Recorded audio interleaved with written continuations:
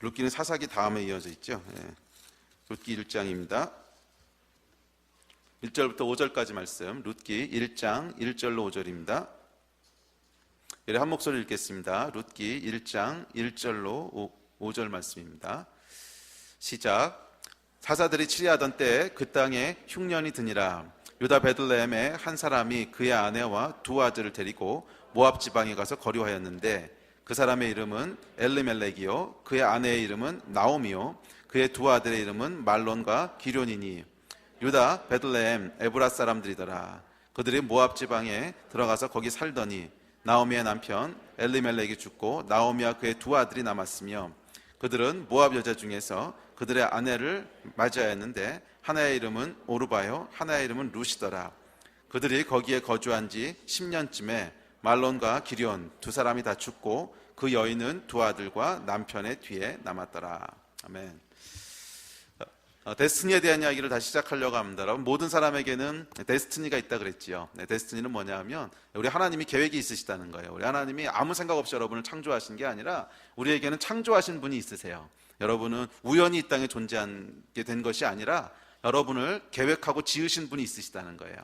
그분이 우리 하나님이신데 우리 하나님이 여러분을 창조하시고 디자인하실 때는 계획을 가지고 만드셨다는 거예요. 그냥 아무 생각 없이 너는 한번 이제 연습사 한번 만들어보다 실패했으니까 네 인생은 실패로 살아라 이렇게 만드신 것이 아니고 아주 섬세한 계획을 가지고 만드셨어요. 그래서 언제 어디서 어떻게 태어나게 하고 어떤 인생을 살게 하고 다 그런 기대와 계획 가운데 우리를 창조하셨습니다. 물론 이 하나님의 계획하신 것들이 그렇게 되도록 운명 지어지고 예정되어 됐다는 건 아니에요. 그렇게 지으셨음에도 불구하고 그 기대대로 살 것인가 살지 않을 것인가는 우리의 선택에 달려 있습니다. 우리가 우리를 창조하신 분의 목적대로 선택하면서 갈 때 거기에 하나님께서 가장 큰 행복과 가장 큰 축복을 준비해 놓으시고 계시고 그 데스티니의 길을 벗어나서 내 마음대로 다른 것들을 선택할 때 사실은 인생은 무의미하게 되어 있어요. 이것이 하나님이 창조하신 원리입니다. 우리 하나님께서는 전지하시고 전능하신 분이시기 때문에 무엇이 저와 여러분의 인생 가운데 베스트인지를 알고 계세요. 가장 좋은 길이 무엇인지를 알고 계신 유일한 분이세요. 저희는 무엇이 가장 좋은 것인지 모릅니다. 그래서 이 중국 속담에도 보면 세옹지만한 말이 있잖아요. 무엇이 복이고 무엇이 화인지 우리는 알 수 없어요. 왜냐하면 미래를 읽을 수 없으니까. 그렇지만 우리 하나님께서는 시간의 주인 되신 분이시기 때문에 우리의 미래까지도 알고 계신 분이시고 우리가 무엇을 선택할 때 어떤 결과가 나올지까지 알고 계신 분이세요. 그래서 하나님께서는 우리 인생 가운데 최고로 좋은 것을 주기 원하시고 가장 최선의 삶을 주기 원하시는 것이 우리 하나님이세요. 왜냐하면 우리 아버지시니까 그래요. 우리를 사랑하시는 분이시기 때문에 그래요. 모든 부모들은 자녀들이 최고의 인생을 살았으면 좋겠다고 하는 기대가 있지 자녀를 저주하는 부모는 아무도 없습니다. 인간 부모가 그럴진데 하늘에 계신 완벽하신 우리 아버지께서 우리를 향한 좋지 않은 계획을 가지고 계실 리가 없지요. 가장 좋은 계획을 가지고 계시고 그 계획이 이루어지기를 원하시는 분이시고 그 계획 가운데 우리가 복을 누리기를 원하는 분이세요. 참된 복을 누리기를 원하는 분이세요. 그래서 우리 인생의 목적은 우리를 창조하신 분의 계획을 알고 그 데스티니를 알고 데스티니를 이루어가는 것입니다. 그럴 때 그 안에 우리 하나님께서 많은 기쁨들과 행복들과 만족들과 축복들을 준비하고 계세요. 이걸 누리시는 저와 여러분이 되시기를 주의 이름으로 축복합니다. 그래서 오늘이 이 공식적으로 데스티니 설교 22번째예요. 근데 제가 옛날에 1차로 데스티니 설교를 하다 끊고 다시 1번부터 시작했거든요. 그러니까 30번이 넘어간 것 같은데 그래, 이 정도면 여러분 아마 똑같은 얘기를 30번 들으셨으면 이제 다 외우셨죠. 여러분 딴 데 가서 똑같이 하실 수 있을 정도로 외우셨을 줄 믿는데 그래서 오늘은 특별히 룻에 대해서 살펴보려고 합니다. 룻이라고 하는 사람의 데스티니에 대해서 오늘과 아마 한 2번 정도 되지 않을까 싶어요. 아니면 길어지면 3번 정도에 걸쳐서 룻이라고 하는 사람의 데스티니를 살펴보려고 합니다. 이 룻기는 성경에 등장하는 책 중에 참 독특한 책입니다. 여러분, 룻기가 기록된 목적이 뭐라고 생각하세요? 모든 성경과 모든 성경에 등장하는 이야기들은 분명한 목적을 가지고 쓰여졌습니다. 그냥 대충 뭐 좋은 얘기니까 집어넣자 이런 것이 아니고 하나님이 분명한 목적을 가지고 그 뒤에 따라오는 모든 사람들에게 분명한 하나님의 메시지를 전달하기 위해서 선택하셔서 기록하신 책들이지 그냥 이유 없이 기록된 책이 아니라는 거예요. 예를 들면 여러분 창세기는 어떤 목적이에요? 하나님께서 우리를 창조하셨다고 하는 것을 가르쳐주기 위한 목적으로 창조의 이야기들을 기록하셨어요. 성경에 기록하셨고 아브라함의 이야기는 왜 기록하셨어요? 믿음으로 사는 것이 무엇인지를 보여주기 위해서 기록하신 거죠. 또 출애굽기는 이야기는 뭐예요? 구원이 무엇이라고 하는 걸 알려주기 위해서 하나님께서 선택하셔서 기록하신 이야기고, 레위기는 하나님의 율법이 무엇인지를 교육하기 위한 목적으로 기록되었습니다. 이렇듯 모든 성경과 성경에 등장하는 이야기들은 각각의 목적이 있습니다. 자, 그렇다면 여러분, 룻기는요? 룻기는 무슨 목적으로 기록되었을까요? 근데 이 대답이 쉽지 않습니다. 룻기를 읽어보신 분은 알겠지만 룻기 이야기는 이게 성경에 왜 기록되는지 찾기가 그렇게 쉽지 않아요. 물론 메시지가 몇 가지 있기는 한데, 이렇게 영적으로 비유해서 해석하면 나오는 몇 가지 메시지가 있긴 한데, 그럼에도 불구하고 룻기의 기록 목적을 알기는 참 어렵습니다. 이 룻의 이야기는 간단하게 말씀드리면, 어느 한 이스라엘 여인이 있죠. 나옴이라고 하는 여인이 있는데, 이 나오미와 그 남편이었던 엘리멜렉인가 이 사람이 이제 이스라엘 땅에 기근이 듭니다. 기근이 들어서 먹을 걸 찾아서 모압 땅으로 넘어가죠. 모압 땅은 이 요단강을 건너서 동편으로 딱 넘어오면 모압입니다. 모압이 지금은 요르단이에요. 요르단 땅으로 넘어옵니다. 넘어와서 이제 그 두 아들이 있죠. 말론과 길론인가 두 아들이 있는데, 두 아들이 거기서 모압 여인들로 며느리를 얻습니다. 근데 며느리의 그 이름이, 큰 며느리는 오르바고 둘째 며느리는 루시고, 그래서 며느리 얻어서 살다가 재수가 없어 남편이 먼저 죽고, 그래서 아들하고 며느리 데리고 살다가 또 져준지 재수가 없어서인지 아들 둘 다 죽고, 그래서 과부 3명이 남아 있다가 이러다 굶어 죽는구나. 그러는데 이스라엘이 이제 풍년이 들었다는 소리를 들고 돌아가자 그래서 돌아가는데, 중간에 그 큰 며느리 오르바는 그냥 가라 그랬더니 치사하게 돌아가고, 룻은 좀 의리가 있어가지고 그래도 못 돌아갑니다 해서 따라갔다가 같은 거에서 보아스란 남자를 만나서 룻이 재혼을 해가지고 아들 낳고 잘 살더라. 이런 얘기예요. 이런 얘기. 그러니까 그냥 이 별로 뾰족한 메시지가 없습니다. 그러니까 도대체 왜 이런 이야기가 성경에 기록되어 있는 건가? 뽑아낼 만한 영적인 메시지도 굳이 영예를 하자면, 쫓기 시작했으면 끝까지 쫓아라. 중간에 포기하면 죽도 밥도 안 된다. 이런 몇 가지 메시지 빼고는 이 직접적인 메시지를 찾기가 참 쉽지 않아요. 자, 그런데 그럼에도 불구하고 하나님께서 룻기를 기록하신 데는 분명한 이유가 있고 목적이 있을 거 아니에요. 여러분, 그 이유가 뭐라고 생각하세요? 그 이유. 룻기 제일 마지막에 보면 그 이유가 살짝 나옵니다. 맨 마지막 한번 가보시겠어요?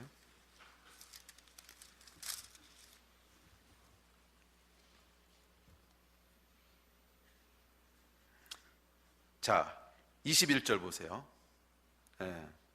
21절, 22절 읽어볼까요? 시작.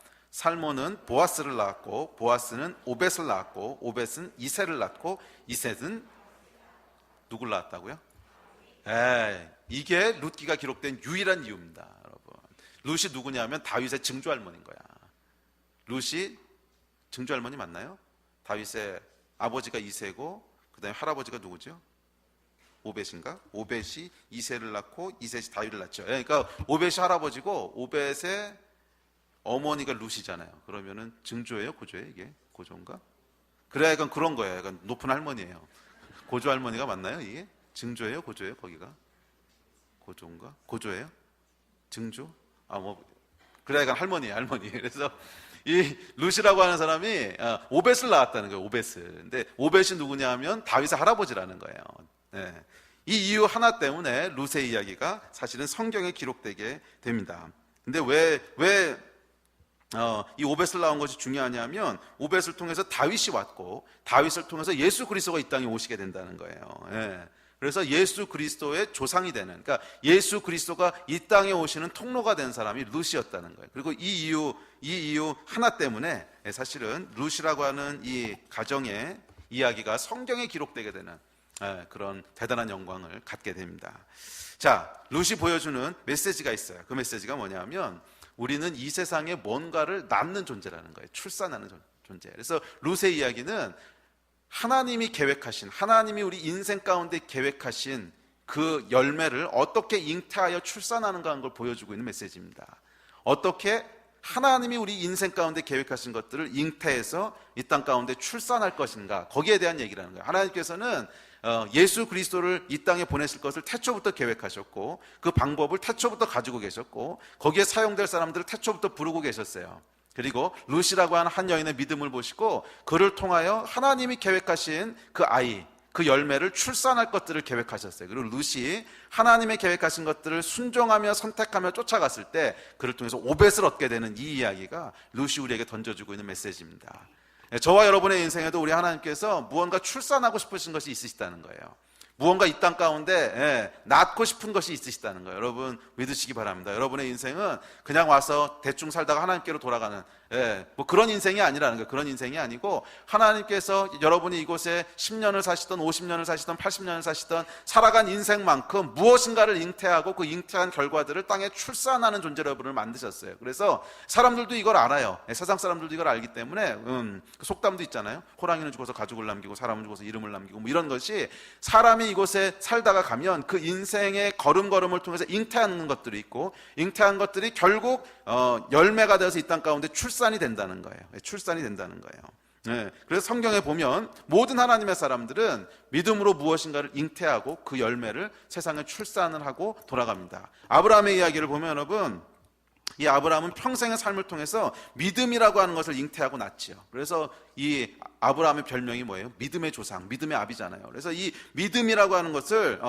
잉태하고 출산해야 되는 것이 아브라함의 데스티니였기 때문에 아브라함의 인생에 보면 끊임없이 하나님께서 믿음을 잉태하도록 하세요. 처음에 본토 친척 아비 집을 떠나는 것도 믿음으로 떠나야 되고요.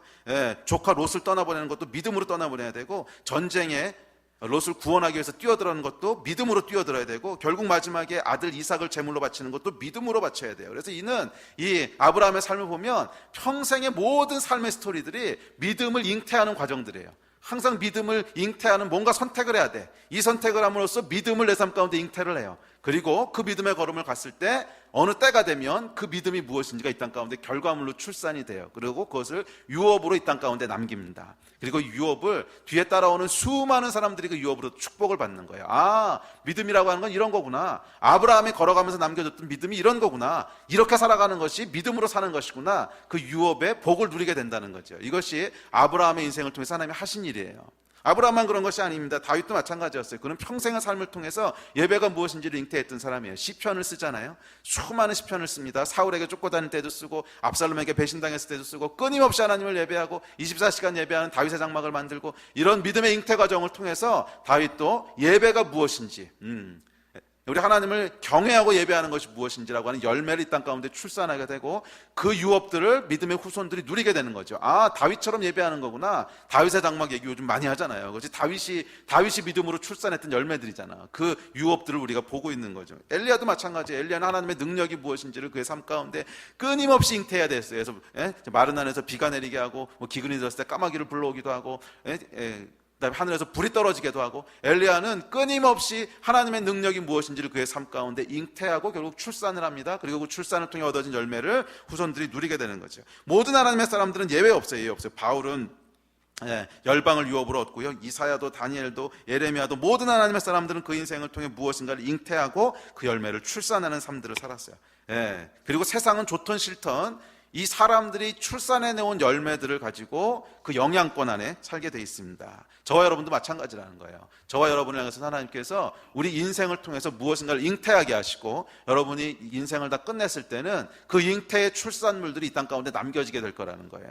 그리고 우리의 자손들은, 우리의 자녀들은 이 유업들을 가지고, 그것이 복이 될지 저주가 될지 모르겠지만 하여간 우리가 낳아놓은 것들의 그 영향권 안에서 살아가게 됩니다.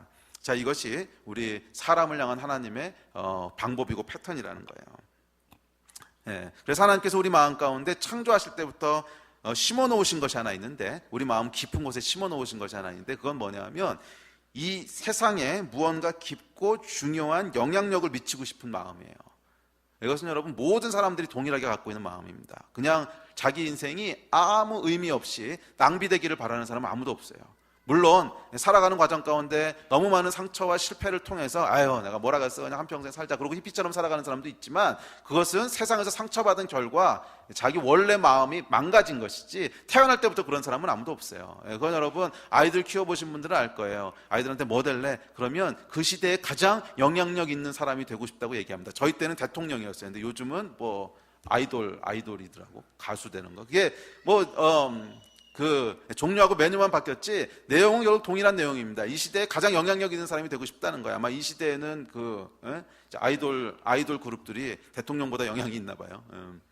그래 요즘 무슨 뭐 강남 스타일 뭐 이런 거 한 곡 하니까 전 세계에 영향력을 주듯이 어쨌거나 우리의 마음 가운데 뭐가 있냐면 이 세상 가운데 깊고 중요한 의미 있는 것들을 남기고 싶다라고 하는 마음을 하나님께서 우리 심령 가운데 심어 놓으셨어요. 그래서 단 한 사람도 예외 없이 이 세상에 태어나는 순간부터 우리는 의미 있고 중요한 일들을 이 땅 가운데 남기고 싶은 소원 가운데 태어납니다.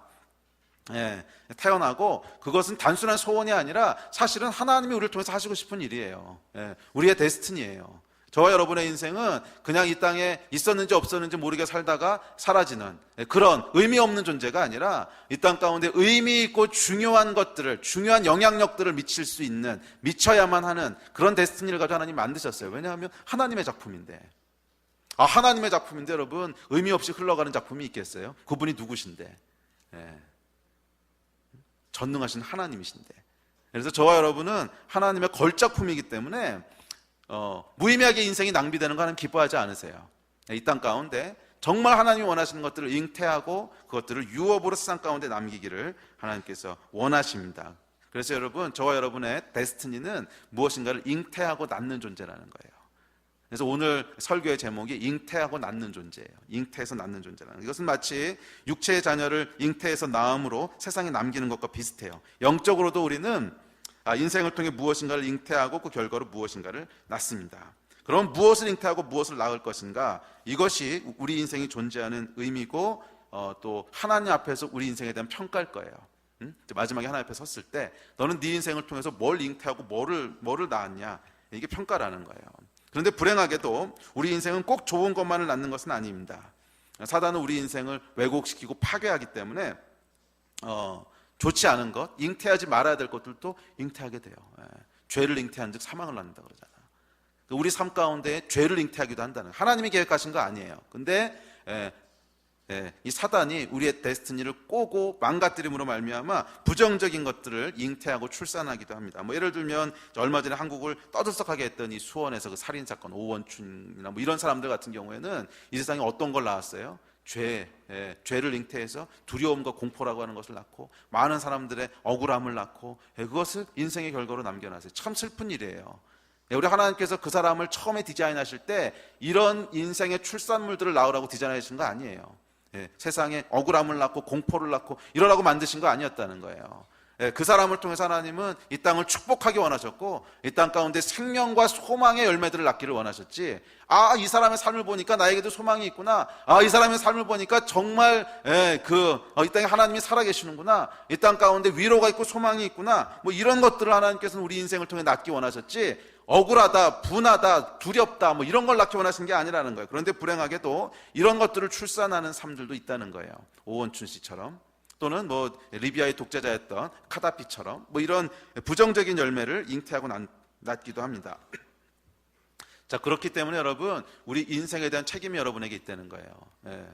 지금 여러분은 어떤 것을 잉태하고 계시고 무엇을 출산하기를 기다리고 계십니까? 조심하십시오. 조금 있으면요, 여러분이 잉태한 것이 세상에 나올 거예요. 아이는 여러분 10개월 있으면 나오는 거지 20개월, 30개월 계속 뱃속에 머물러 있는 게 아닙니다. 무엇을 잉태하셨든지 간에 지금 여러분들이 잉태하고 계신 것, 여러분의 삶을 통해서 잉태에 대한 얘기는 뒤에서 조금 더 할 텐데 그것은 선택이에요. 선택.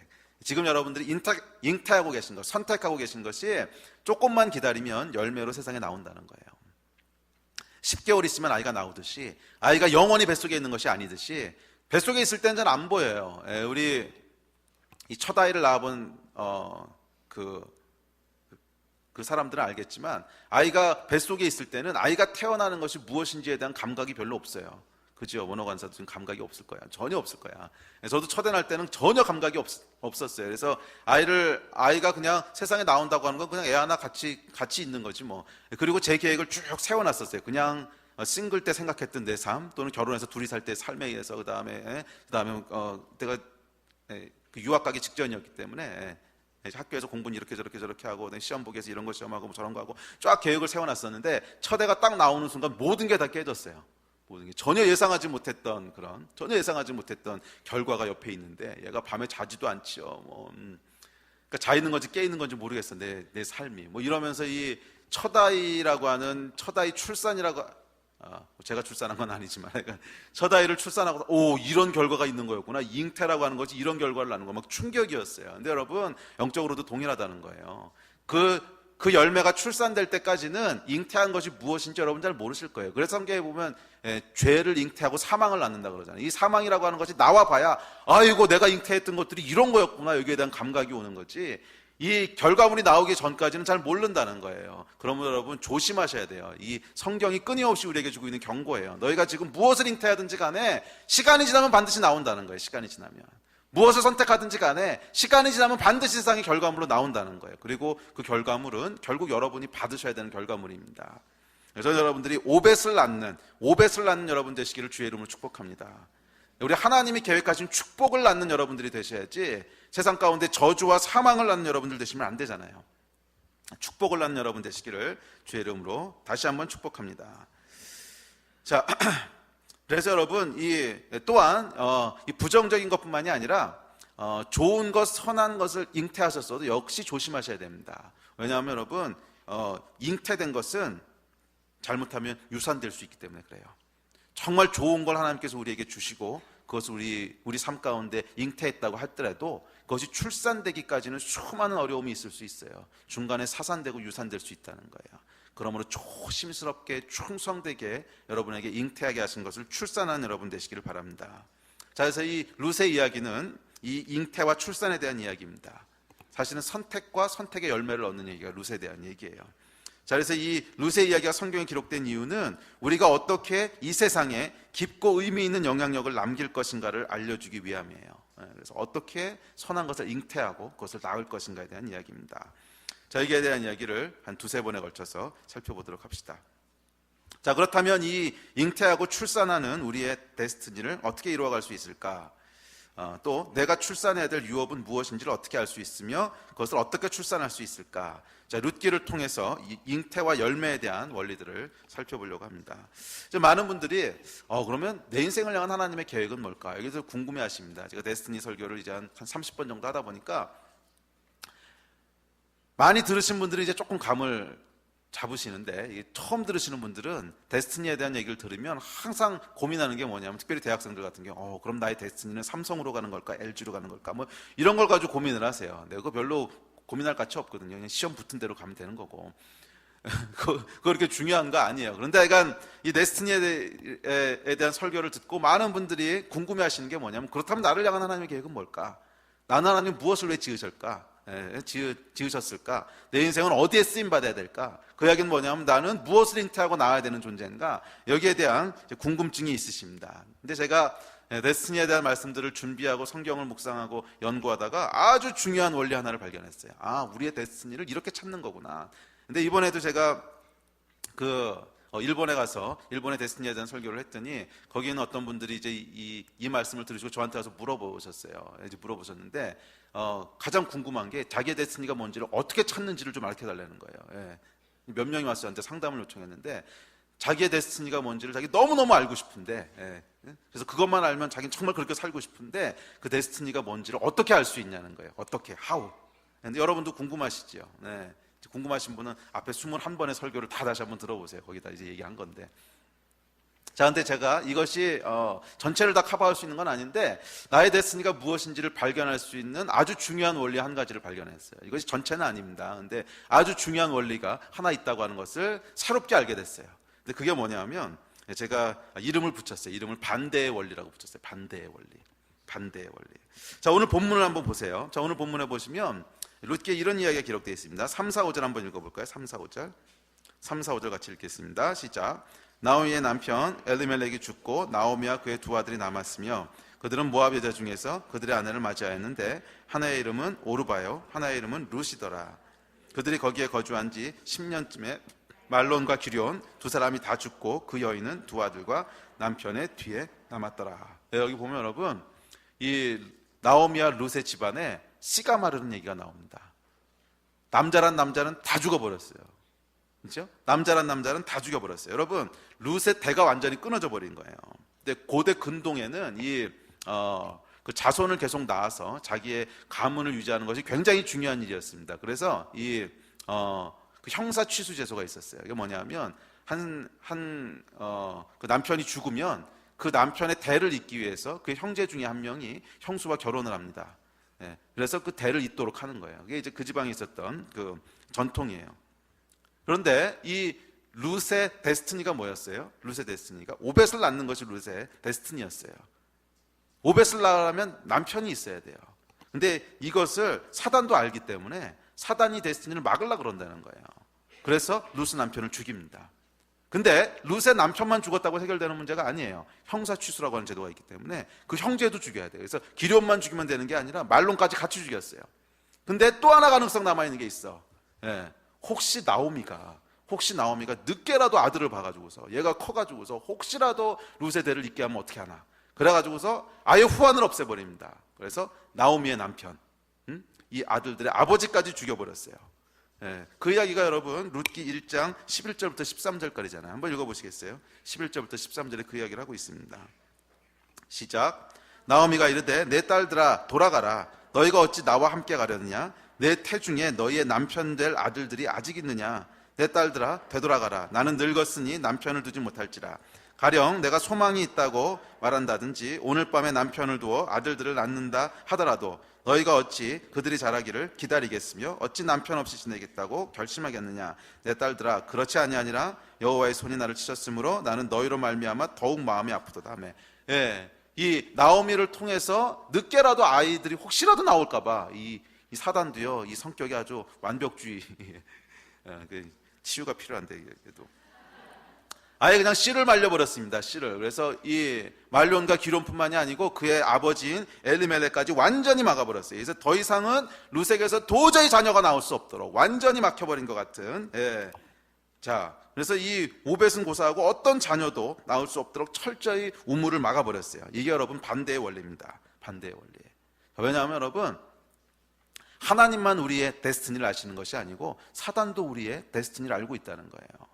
그래서 하나님이 우리 인생 가운데 어떤 일을 행하시려고 하면 사단이 그것을 알기 때문에 처음부터 그것을 반대한다는 거예요.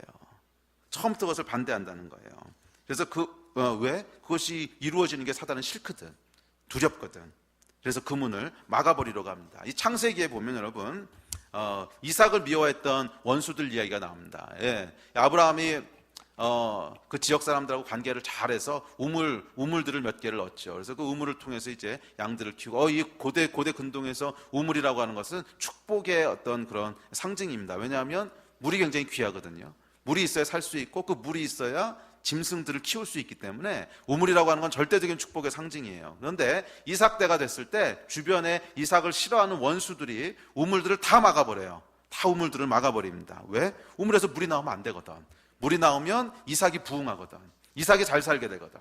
예. 그래서 우물물을 막아버린다는 거예요. 아예 막아버린다는 거예요. 우리 인생에 여러분 사단이 하고 있는 일이 정확히 이런 일입니다. 우리 인생 가운데 사단이 하고 있는 일이 정확히 이런 일. 하나님께서 저와 여러분의 인생 가운데 행하실 일을 사단도 알고 있기 때문에 우물을 막아버리는 거예요. 아예 거기서 물이 못 나오도록 우물을 막아버리는 거예요. 그래서 여러분의 데스티니가 무엇인지 정말 궁금하세요? 그렇다면 여러분이 어려서부터 지금까지 살면서 가장 안 풀리고 가장 힘들고 정말 안 되는 거 막혀버렸다고 생각하는 그런 막혀버린 우물을 찾아보십시오. 그것이 여러분의 데스티니일 수 있다는 거예요. 그게 여러분의 데스티니일 수 있다는 거예요. 도대체 사단이 내 인생에 막고 있는 것이 무엇인지, 사단이 내 인생에서 두려워하는 것이 무엇인지, 그래서 끈질기게 공격하고 막아놓은 것이 무엇인지를 한번 관찰해 보는 거예요. 이것은 제가 성경을 살펴보면서 또 우리 지난 금요일에 함께 나눴던 한국의 데스티니라든지 일본의 데스티니라든지 이거 연구할 때도 역시 똑같은 패턴들이 있다고 하는 걸 발견했어요. 한국 가운데 이 기도라고 하는 데스티니를 이루시려고 하니까 사단이 이걸 막으려고 그냥 전쟁을 일으키고 뭐 해가지고 계속 이렇게 하는데 결국 나중에는 그게 좋은 게 되죠. 근데 사실은 우리의 데스티니, 많은 사람들이 자기의 데스티니가 뭔지를 알고 싶어 할 때 내가 잘하는 것이 무엇인지를 봐요. 잘하는 거, 또 가능성이 있는 거, 좋아하는 거. 물론 거기에 데스티니가 있을 수도 있습니다. 왜냐하면 하나님께서 우리에게 은사도 주시고 또 좋아하는 기질도 주시기 때문에 그걸 사용할 수도 있어요. 그런데 어떤 경우는 우리가 전혀 생각하지 못했던 반대 쪽에 하나님의 뜻이 있는 경우도 참 많더라는 거예요. 1번 같은 경우는 믿음으로 살아나기를 하나님께서 원하시기 때문에 사단이 계속 두려움을 줘서 믿음으로 살지 못하게 우물을 막아버리잖아요. 그런데 결국 그것을 뚫고 나와야만 그의 데스티니가 이루어지는, 결국 뚫고 나와야만. 예. 그래서 여러분, 막아놓은 우물 곁에 가보세요. 내 인생에 막혀있는 우물이 어딘지, 예. 어려서부터 사단이 나를 집요하게 공격했던 게 뭔지, 그 막혀있는 우물, 안 풀리는 것, 가능성이 없어 보이는 것, 그러나 마음 한구석엔 거기에 대한 열정이 있는 것, 이런 게 어쩌면 하나님께서 여러분 가운데 심어놓으신 것일 수 있어요. 정말 막혀있고 안 풀리는 것처럼 보이는데 마음 한구석에는 계속 열정이 있어. 이거는 하나님이 심어놓으신 거라는 거예요. 그래서 그 막힌 우물에 가보면 거기서 여러분의 데스티니를 발견할 수 있게 될 줄로 믿습니다. 막힌 우물이 여러분 뭔지 감각이 오세요? 어려서부터 진짜로 막 안 되는 것들, 뭐 이런 것들이에요. 그러면 여러분 어디에가 여러분이 번성합니까? 막혀있는 우물에 가야 번성하는 거예요. 가능성 없어 보이는 것, 그러나 마음 한구석에는 계속 소망이 있는 것. 룻의 인생도 마찬가지였습니다. 룻의 데스티니는 잉태하여 낳아야 하는 존재예요. 그러니 사단이 어떻게 하겠어요? 그 가능성들을 다 막아버리는 거지. 모든 남자들을 다 죽여버리는, 룻의 남편뿐 아니라 그 집안에 다 씨를 말려버렸습니다. 왜? 룻의 데스티니는 오벳을 잉태하여 낳는 거거든. 이걸 파괴하고 싶어하는 거죠. 자, 그러나 여러분 그걸 아세요? 사단이 아무리 막으려고 해도 절대로 막을 수 없는 게 있어요. 그건 뭐예요? 하나님의 계획이에요. 그래서 이 성경에 나오는 이야기들, 또 우리 주변에서 보는 믿음의 이야기들 들어보면 사단이 이것을 막으려고 무지하게 애를 써요. 무지하게 다 막아버리려고 하고, 이 모든 우물을 꽉꽉 메워버린 것 같은데 결국 끝에 가보면 이 막혀있는 우물이요, 십자가를 통과하게 됩니다. 십자가를 통과하게 되면 반전이 일어나요. 오히려 그 막아버린 것들이 그의 데스티니를 더욱더 풍성하고 강력하게 만드는. 그래서 여러분, 이 사단은요, 감사란 말은 좀 이해하지 마. 그러니까 감사해야 될 존재야. 항상 좋은 일만 해. 우리 인생에 뭔가 방해하려고 하는데 결국 끝에 가보면 그걸 하나님이 선하게 쓰셔서 상상하지도 못했던 일들을 이루신다는 거예요. 이게 여러분 십자가의 반전이에요. 그래서 하나님께서 계속 믿음을 얘기하시는, 믿음으로 살아라. 믿음으로. 눈에 보이는 것만 자꾸 보지 말고 믿음으로 살아라. 나는 이것 때문에 안 되고 저것 때문에 안 되고 사단이 이렇게 막고 있고 저렇게 막고 있고 내 인생은 맨날 꼬이기만 하고 낙담하고 있으면 아무것도 안 일어나요. 그런데 놀라운 것은 뭐냐면 이 낙담해야만 할 그런 상황들, 조건들, 원수가 막아버린 우물, 이게 십자가를 딱 통과하고 나니까, 그래서 그 우물을 파보니까 그 안에 뭐가 있는 거예요? 오히려 오랫동안 막혀 있었기 때문에 더 풍부하고 더 풍성하고 더 질이 좋은 어마어마한 물들을 얻게 되는, 이게 하나님이 하시는 일이라는 거예요. 이게 하나님이 하시는 일이라는 거예요. 그래서 로마서에 보면 뭐라 그래요? 환난 중에도 즐거워하나니 이는 환난은 인내를, 인내는 연단을, 연단은 소망을 이루는 줄 알미라.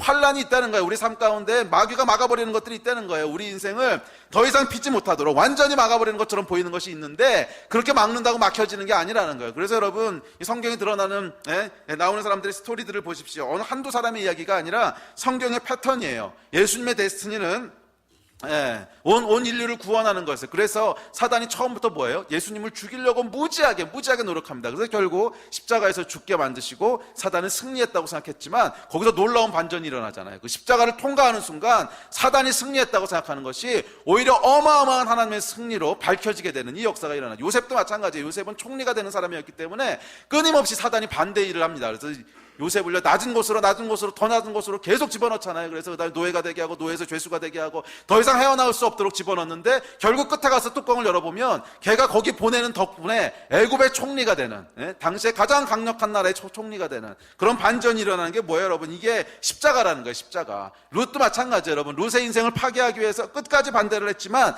결국 룻이 돌아왔을 때 보아스를 통해서 오벳을 낳게 되는 반전이 일어나듯이 우리 인생도 마찬가지라는 거예요. 여러분, 우리 인생에도요, 분명히 사단이 막아버리려고 하는 공격이 있을 겁니다. 그 공격이 없다면 그건 우리 데스티니가 아닌 거예요. 분명히 사단이 막으려고 하는 것들이 있고 그것이 막힌 것처럼 보일 수도 있어요. 소망도 없는 것처럼 보일 수 있고 가능성도 없는 것처럼 보일 수 있어요. 그렇지만 그것이 십자가를 통과하게 될 때 놀라운 반전이 일어나게 되는 줄 믿습니다.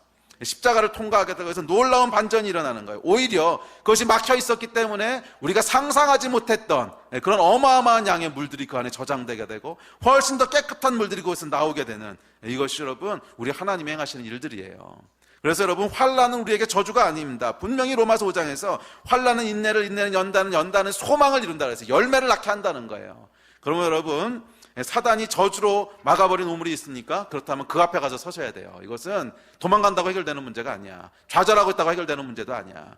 내 인생에는 왜 이제 이런 일이 일어났을까? 나는 그때 이 사건만 안 일어났으면, 나는 왜 이렇게 태어났을까? 뭐 장애만 없었으면, 나는 왜 이렇게 태어났을까? 경제적인 그런 거 없었으면, 우리 부모만 잘 만났으면, 내가 공부만 좀 잘했으면, 아니면 말만 좀 잘했으면, 이런 수많은 막혀버린 것 같은 그런 이 우물들이 여러분 절대로 하나님의 저주고 절대로 하나님의 마지막 결론이 아니라는 거예요.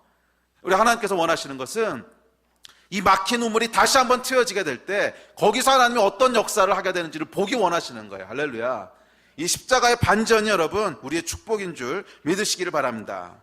뭐 개인적으로도 마찬가지입니다. 여러분 사실 저는요 저의 데스티니 중에서 가장 마지막에 있는 게 뭐라고 생각하냐면 목사라고 생각했던 사람이에요. 저는 어려서부터 목사가 될까 한 번도 생각해보지 않았고 제가 이제 간증했잖아요. 저는 말을 아주 심하게 더듬었고 다른 사람 앞에 서는 거에 대한 공포가 있던 사람이기 때문에 목사하고 저하고는 가장 거리가 먼. 그래서 제가 예수를 믿고 나서도 목사를 할 거라고는 한 번도 생각해보지, 아니 딱 하루 생각해보고 때려쳤어요. 무슨 말 더듬고 앞에 서는 거에 공포가 있는 사람이 무슨 뭐.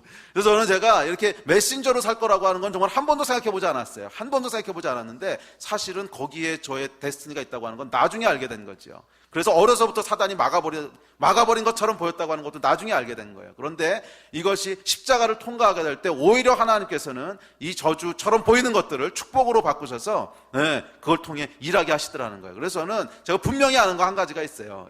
우리 하나님께서는 우리가 잘하는 거로만 통해서 우리 인생을 쓰시는 게 아니라는 거예요. 만약에 여러분 잘하는 걸 통해서만 쓰신다면 잘하고 능력 받은 사람들은 하나님의 통로로 쓰임 받을 수 있지만 은사도 별로 없고 잘하는 것도 없는 사람은 그럼 뭐야 그 인생은. 우리 하나님은 그러신 분이 아니라는 거예요. 그래서 사실은 저는 이제 그 책은 읽어보지도 않았는데 뭐 강점으로 일하라, 이게 제가 제일 싫어하는 제목이에요. 아니 제 인생에 그런 역사가 일어나지 않았어. 강점으로 일하지 않았어. 우리 하나님께서는 강점으로 일하시는 분이 아니에요. 잘하는 걸로 일하시는 분이 아니고 능력은 하나님께 있는 거지. 무슨 우리 능력이 다 도토리 키재기지. 그걸로 일하시는 분이 아니라는 거예요. 오히려 우리가 진짜 안 될 거라고 생각하는 거, 정말 소망 없다고 생각하는 거, 이것 때문에 내 인생은 안 된다고 생각하는 거, 거기서부터 하나님이 일하셔야 하나님이시지. 아멘. 제 인생을 통해 역사하신 하나님은 그런 하나님이셨죠. 제가 잘하는 거 가지고 하라 그러신 하나님이 아니셨어요. 물론 내가 잘하는 것도 하나님 쓰실 수 있을지 모르겠어요. 그렇지만 그것만 쓰신 하나님이 아니라는 거예요. 하나님께서는 우리가 진짜 안 된다고 생각하는 거, 이거는 사단이 완전히 막혀버려서는 가능성 없어. 나는 말을 못해서 안 되고, 난 뭐가 못해서 안 되고, 난 이게 없어서 안 되고, 저 사건 때문에 안 되고, 이것 때문에 안 되고, 이것 때문에 안 되고, 수많은 안 된다고 생각하는 막혀버린 그곳이 사실은 진짜 여러분의 데스티니가 있는 곳일 수 있다는 거예요. 이게 반대의 원리예요. 할렐루야. 그러면 여러분 막혀버린 우물가 앞에 섰을 때 두 가지 중에 하나를 선택하시는 겁니다. 거기서 이것 때문에 안 된다고 선택할 건지, 아니면 그래서 여기 나의 데스티니가 있구나, 그 믿음을 선택할 건지, 거기서 여러분의 인생이 갈리는 줄 믿습니다.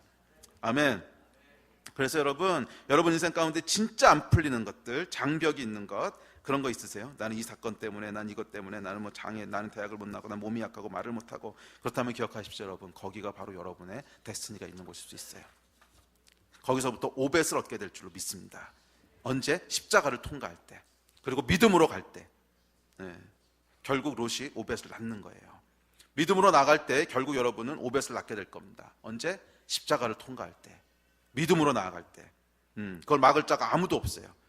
오히려 막으려고 하는 자의 시도가 더욱 풍성한 오벳을 낳게 되는 그런 기적을 경험하게 될 겁니다. 할렐루야. 그게 여러분 우리의 십자가의 소망이잖아요. 기억하세요 여러분, 사방이 다 막힌 것 같고 남자들의 씨가 다 마른 것 같고 더 이상 소망이 없어 보이는 이때가 오벳의 잉태가 시작되는 때예요. 이때가 오벳의 잉태가 시작되는 거예요. 이때 여러분 어떤 것을 잉태해요? 룻이 나오미를 쫓아가기 시작하잖아요. 이 선택이 그때 이루어진 거잖아.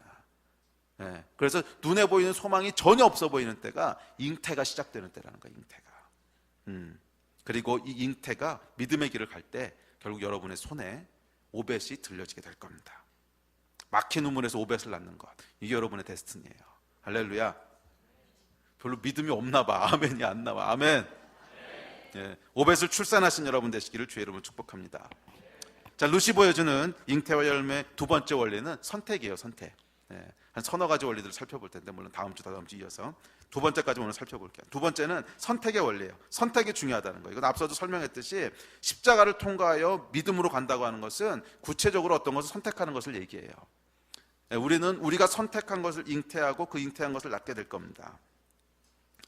앞서도 얘기했지만 잉태와 출산의 원리는 꼭 좋은 것에만 적용되는 건 아니에요. 어떤 사람은 평생을 통해서 안 좋은 것들, 악을 잉태해서 사망을 낳는 사람들도 있어요. 반면 정말 하나님께서 원하시는 그 소망과 생명을 낳는 사람들도 있어요. 그러면 여러분, 우리 인생이 무엇을 잉태할 것이냐는 선택에게 결정됩니다. 오늘 무엇을 선택하고 있는가? 무엇을 볼 것인가? 무엇을 행할 것인가? 이런 하나하나의 구체적인 선택들이 결국 여러분들이 어떤 열매를 낳을까를 결정하는 거예요. 여러분, 이것을 쉽게 결정하지 마십시오. 그냥 지나가면서 쉽게 하나 선택하고 이렇게 결정한 게 아니에요. 오늘 여러분의 눈을 통해서 무엇이 들어갈 것인가? 오늘 내가 무엇을 볼 것인가? 무엇을 읽을 것인가? 무엇을 행할 것인가? 이것이 결국 잉태하는 거예요. 잉태. 그리고 그것이 시간이 지나면 출산물로 나오게 될 것입니다. 자, 이런 선택 중에 가장 중요한 절대적인 선택이 있는데 그건 뭐예요? 어떤 신을 따를 것인가에 대한 선택이에요. 어떤 신을 따를 것인가? 나를 정말 창조하신 창조자 하나님을 따를 것인가? 아니면 나에게 아무것도 줄 수 없는 거짓 우상을 따를 것인가? 이 선택은 여러분 다른 모든 선택을 다 뒤집어 엎고도 남을 만한 절대적인 선택이에요. 자, 오늘 본문에 보시면 나오미에게 두 며느리가 있었어요. 첫째는 오르바였고 둘째는 루시였습니다. 두 사람 모두에게 사단의 저주가 동일하게 임합니다. 남편이 죽고 자녀를 낳을 길이 막혀버렸습니다. 이때 나오미가 이스라엘 땅으로 돌아갈 것을 결정합니다. 그리고 오르바와 룻에게 선택이 주어집니다. 시어머니를 쫓아서 이스라엘 땅으로 돌아갈 것인지 아니면 그냥 모압 땅에 남을 것인지 둘 중 하나를 선택해야 돼요. 그리고 이 두 사람은 상반된 선택을 합니다. 큰딸이 아니죠. 큰 며느리 오르바는 모압과 모압 신에게로 돌아갔고 룻은 이스라엘의 하나님께로 돌아갔다고 얘기하고 있어요. 14절 15절 읽어보세요. 정확히 그렇게 얘기합니다. 14절 15절 그들이 소리를 높여 다시 울더니 오르바는 그의 시어머니에게 입맞추되 룻은 그를 붙쫓았더라. 나오미가 또 이르되 보라 내 동서는 그의 백성과 그의 신들에게로 돌아가니 너도 너의 동서를 따라 돌아가라 하니 그런데 룻이 돌아가지 않고 붙쫓지요. 어머니 하나님이 나의 하나님이고 어머니의 백성이 나의 백성이 될 것입니다. 이 위대한 고백이 룻을 축복의 통로가 되게 했어요. 룻을 축복의 통로가 되게 했어요. 맞습니다, 여러분. 저와 여러분의 데스티니는 물론 하나하나의 선택이 데스티니의 결과를 낳을 거예요. 그렇지만 그 전에 근본적으로 이루어야 될 절대적인 선택이 한 가지 있어요. 그건 뭐예요? 어느 신을 쫓을 건가 하는 거예요. 나를 창조하신 참 하나님을 쫓을 것인지 아니면 나에게 아무것도 주지 못하는 거짓 우상을 쫓을 것인지 둘 중 하나를 선택하는 것이 먼저 이루어져야 돼요. 그리고 여러분을 만드신 창조자 하나님을 선택한 그 선택 위에 구체적으로 내 삶이 어떤 열매를 맺을 것인가가 결정되는 것이지 여러분을 창조하신 그분을 따르지 않을 때는 거기서 나오는 열매들은 카운트할 가치가 없다는 거예요. 절대 선택이라는 게 있어요. 그러면 여러분 창조자 하나님을 선택하시는 이 선택 가운데 서셔야 됩니다. 예수 그리스도를 선택하는 선택 가운데 쓰셔야 돼요. 그래야만 올바른 것들을 출산할 수 있어요. 자, 둘째, 선택의 원리에서 중요한 두 번째는 뭐냐면 선택한 것을 끝까지 쫓아가야 된다는 거예요. 이 잉태에는 여러분 앞서도 말씀드렸지만 두 가지 결과가 있습니다. 건강한 아이를 출산할 수 있고 아니면 유산될 수 있고. 설령 우리가 건강한 아이를 잉태했다고 할지라도 그것이 출산이 돼서 나올지 안 나올지는 모르는 거예요. 중간에 사산되고 유산될 수 있다는 거예요. 수많은 그리스도인들이 여러분 예수 그리스도를 영접하는 순간 올바른 선택을 합니다. 그렇잖아요. 예수 그리스도를 영접하는 순간 나는 이스라엘의 하나님, 나오미의 하나님을 붙잡겠습니다. 올바른 선택을 한다는 거예요. 모압 신에게 돌아가지 않겠다고. 그런데 문제는 뭐예요? 중간에 포기하는 거지. 오르바가 여러분 정확히 이걸 보여주는 거 아세요? 룻과 오르바가 처음부터 돌아갔던 거 아니에요. 처음에 나오미가 이스라엘로 돌아간다고 했을 때 두 사람 다 쫓아가겠다고 나섰습니다. 두 사람도 올바른 선택을 했다는 거예요. 그 6절 7절에 나오죠. 그 여인이 모압 지방에서 여호와께서 자기 백성을 돌보시사 그들에게 양식을 주셨다함을 듣고 이에 두 며느리와 함께 일어나 모압 지방에 돌아오려 하여 있던 곳에서 나오고 두 며느리도 그와 함께하여 유다 땅으로 돌아오려고 길을 가다가 중간에 오르바가 이렇게 보니까 이게 별성 싶은 게 아닌 거야. 이게 돌아간다고 한들 나한테 무슨 소망이 있을 것이며 자녀를 낳을 수 있는 것도 아니고. 근데 자녀를 낳는 게 왜 이렇게 중요하냐면 고대 근동 지방에는 여자들에게 경제권이 없었어요. 남자들에게만 경제권이 있었기 때문에 고아 과부를 돌보라는 얘기를 계속 하는 게 그냥 단순히 남편 없어 힘들다 이런 게 아니고 먹고 살 수 있는 길이 없는 거예요. 그래서 이 자녀를 약간 낳아야만 되는 거예요. 자녀를 안 낳으면 이게 경제적인 것하고 물려 있기 때문에 정말 거지처럼 이렇게 빌어먹으면서 사는 방법밖에 없는 거예요. 그런데 거기 나오미를 쫓아가봐야 거기서 뭐 나올 게 없는 것 같아 보이는 거예요. 특별히 자기는 유대인도 아니고 모압 여인인데 이방 여인이 거기서 다시 재혼을 할 수 있을 것 같지도 않고 뭐 전혀 가능성이 없어 보이는 이 앞에서 오르바가 처음 선택했던 것을 포기하기 시작합니다. 네, 처음 선택했던 걸 포기해요. 그리고 그와 동시에 오르바의 데스티니도 유산되어 버렸어요. 사산됐어요. 우리 인생에 여러분 열매가 없는 것은 이것 때문에 그런 거예요. 그리스도인의 삶의 열매가 없는 것. 그리스도인은 다 올바른 선택으로 시작을 했잖아요. 그런데 왜 열매가 없는가? 끝까지 쫓지 않기 때문에 그런 거예요. 중간에 돌아가 버리니까. 룻과 오르바의 길에 들어섰지요. 그렇지만 열매가 없는 것은 룻이 아니라 오르바의 길을 선택했기 때문에 그렇다는 거예요. 중간에 포기한 거. 여러분 잘 생각해 보십시오. 만약에 오르바가 포기하지 않고 계속 쫓아왔다 그러면 누가 보아스랑 결혼했을까요? 당연히 오르바가 결혼합니다. 왜냐하면 이것은 기업 물을 자의 순서를 쫓아서 결혼한 거거든요. 오르바가 큰 며느리였기 때문에 당연히 룻보다 오르바가 먼저 선택권이 있어요. 그렇다면 오벳은 누구의 아이가 되는 거예요? 오르바의 아이가 되는 거예요. 그러면 성경의 8번째 책은 룻기가 아니고 오르바기가 되는 거예요. 감이 오세요? 룻기가 아니고 오르바기가 기록돼 있어야 되는 그것이 오르바의 데스티니였다는 거예요. 그런데 너무나 불행한 것은 중간에 소망이 없어 보이자 오르바가 포기하고 돌아가 버린 거예요. 그래서 그 데스티니가 룻에게 전달되게 됩니다. 여러분 사람들이 여러분 소망이 있을 때 포기하는 사람은 없습니다. 있잖아요. 소망이 있고 될 것 같고 그런데 포기하는 사람은 아무도 없어요. 항상 포기하는 건 뭐냐면 뭔가 가능성이 없어 보이는 거야. 뭔가 소망이 없어 보이는 거야. 이건 가봐야 안 될 것 같은 거야. 우리의 믿음을 가로막는 게 여러분 이런 거 아니에요? 이건 가봐야 없을 것 같아. 이건 일로 가봐야 아무것도 안 나올 것 같아. 우리를 실패로 몰아넣는 것이 여러분 이 앞에서 좌절하는 거예요. 그래서 하나님께서 끊임없이 믿음을 말씀하세요. 믿음을. 끊임없이 믿음을. 우리를 포기하게 하려고 여러분 사단이 끊임없이 우물을 막아버리는 겁니다. 우물에 가봐야 아무것도 없다. 거기 소망 없다. 계속 목마를 거고 물은 안 나올 거고. 이 소망 없어 보이는 상황 가운데도 역시 동일하게 나오미를 붙여칠 건가. 이 룻기에서 나오미는 여러분 성령님에 대한 예표예요. 성령님에 대한 예표예요. 이 나오미는 기쁨이란 뜻이거든. 성령님에 대한 예표예요. 그래서 끊임없이 소망이 없어 보이는 가운데도 성령님을 쫓아갈 거냐. 전혀 가능성이 없어 보이는 상황 가운데도 우리 하나님을 쫓아갈 거냐. 거기서 여러분의 데스티니가 갈리는 겁니다. 그러면 여러분 포기하지 마십시오. 성령님을 쫓아가시는데 끈덕지게 쫓아가십시오.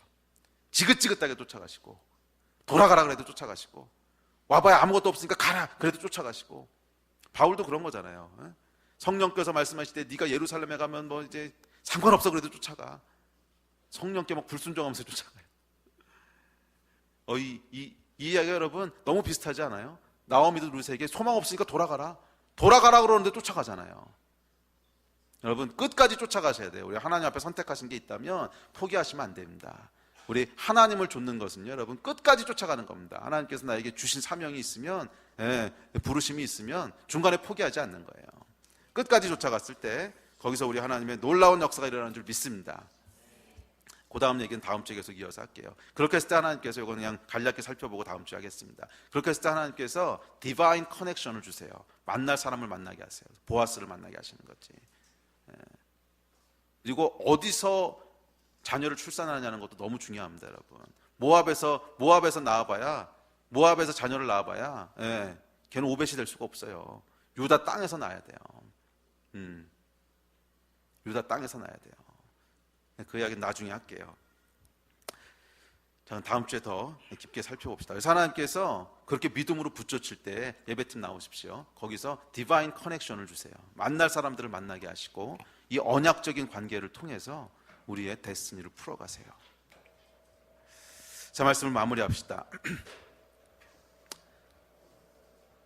룻기를 통해서 두 가지 메시지를 오늘 가지고 좀 기도했으면 좋겠습니다. 첫째는 여러분의 막혀버린 우물이 있냐는 거예요. 반대의 원리. 혹시 여러분 막힌 우물이 있다고 느끼세요? 내 인생은 어렸을 때부터 이것 때문에 난 안 돼. 나는 태어나기를 이렇게 태어났어.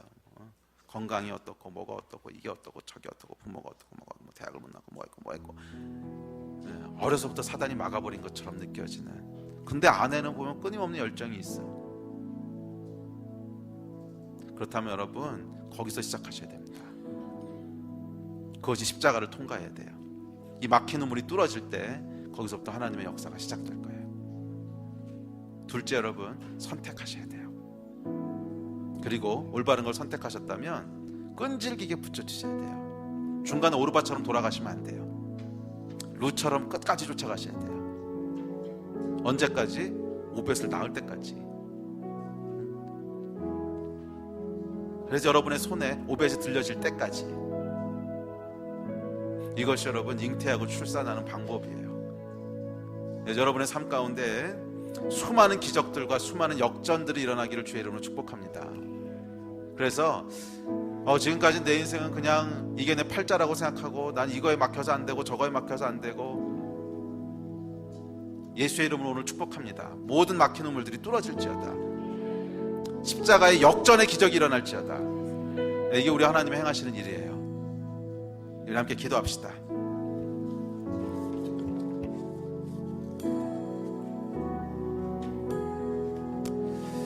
기도합시다. 여러분 막힌 우물들이 있으면 그 앞에 가서 한번 서보세요. 막힌 우물이 있으면 그 앞에 가서 서보세요.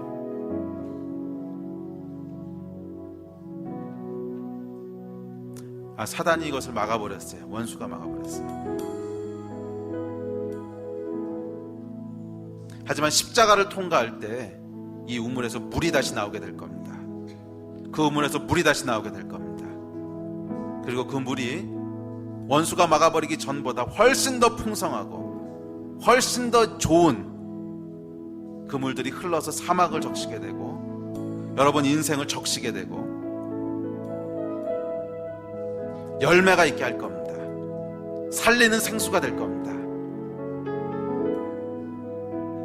우리 믿음으로 이걸 좀 선포하며 기도했으면 좋겠습니다. 여러분의 우물 앞에 서서서요 믿음으로 선포하십시오.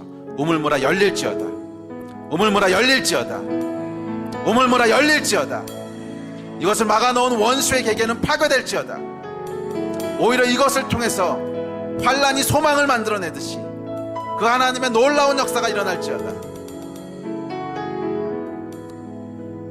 이 예배가 여러분의 막힌 우물 앞에 서서 믿음으로 선포하는 예배가 되기를 소원합니다. 우리 그렇게 한번 좀 기도했으면 좋겠습니다. 기도하십시다.